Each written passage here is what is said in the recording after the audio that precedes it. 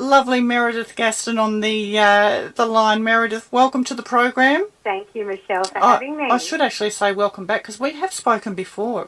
We have spoken before. Quite some time ago, and that was one of your previous books, 101 Inspirations for Your Journey. Yes.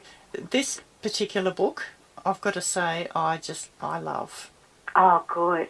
Well, I loved creating it, so I'm thrilled that you're enjoying sifting through the pages. Oh, it's just lovely, and you've got a bit more sort of you've written a bit more in this book too, haven't you? I have. Yeah, I have, and I really was very passionate about this subject matter and of gratitude. So, The Art of Gratitude is the title of the book, and I was very passionate about sharing the message.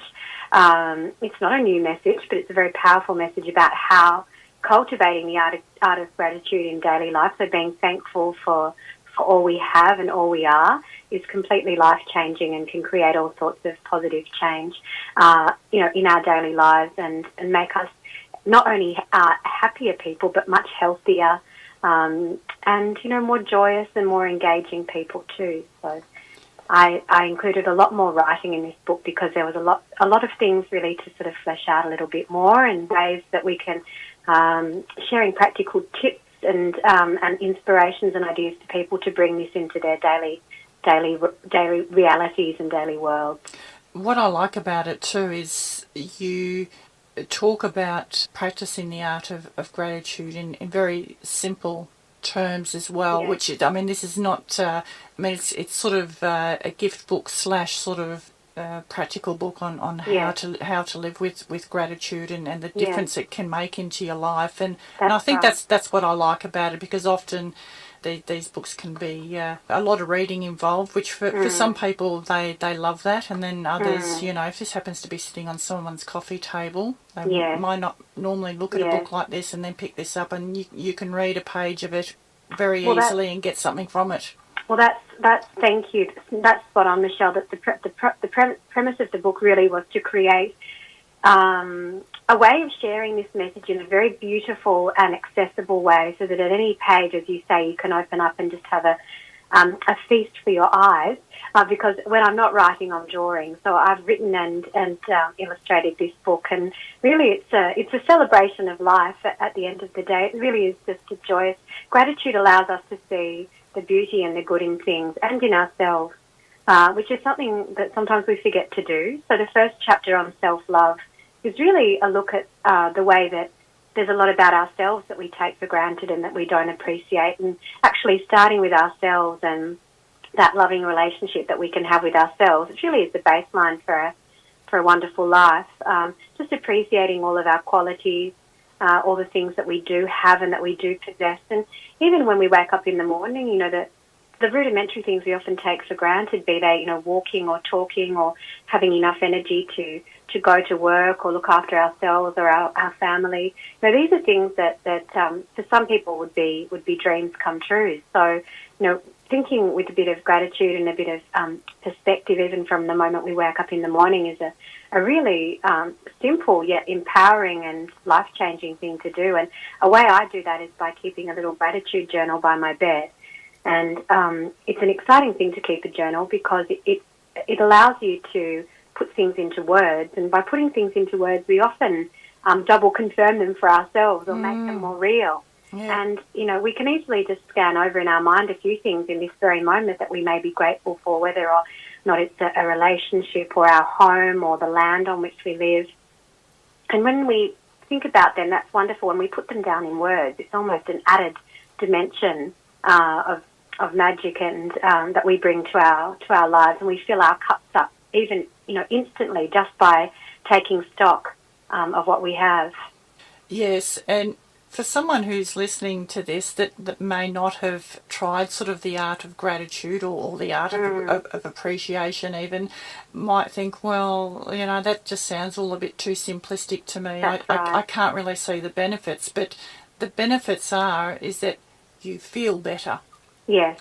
And it's not like winning the lottery, or it's not like, well, what do I get out of it? You get to feel better, and that is really the purpose of life.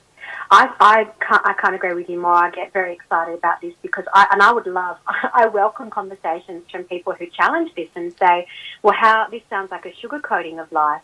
Gratitude sounds like it's just too airy-fairy or once again, like you said, too simplistic. But aren't the best things in life the simple things? I mean, I always come back to this thought that, keep it simple. And, we have an immense power in our own minds, with choosing the thoughts that we think. So choosing what we think, which is something that we can do even if we haven't thought about it before very much. Selecting positive thoughts over negative thoughts, selecting gratitude over taking things for granted. It's a little bit of, as it says in the title, The Art of Gratitude. It's a practice. It's something that we can cultivate and practice. And the book is full of very simple ways to do this and to make it real for those people that may not be feeling 100% content with their lot and yet desire that sense of fulfillment in daily life. It's not far away. It is really something that we can tap into with our thoughts. And, many moons ago, Lao Tzu said, your thoughts create your world. And I agree with that. I believe that we create with our thoughts the world in which we live, certainly the environments mentally that create the energy of our day-to-day, exchanges, relationships, our feelings about ourselves, our sense of success, these sorts of things. 10 years ago, I was bogged down with chronic illness, autoimmune disease, feeling terrible, cooped up in bed, just not really enjoying my life at all because I didn't have the energy to. I just didn't know what to do with myself at that point in time. And I really had to dig deep and find within, myself each day the sort of stamina, even though I was very fatigued, to just do what I could. And that's when I wrote my first book, Tucked In. And it was really an ode to bed.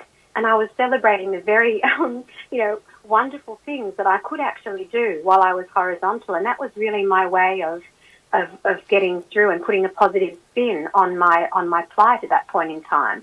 And I know, perhaps some of your listeners know what it feels like to be very depleted in energy or, simply just not to feel that zest for life that they, may long to feel. And what this book, The Art of Gratitude, does is really brings to life some very simple, tried and tested ways that we can change our lives for the better through gratitude, which is something we can all access. Gratitude, it doesn't matter your age, your gender, your background.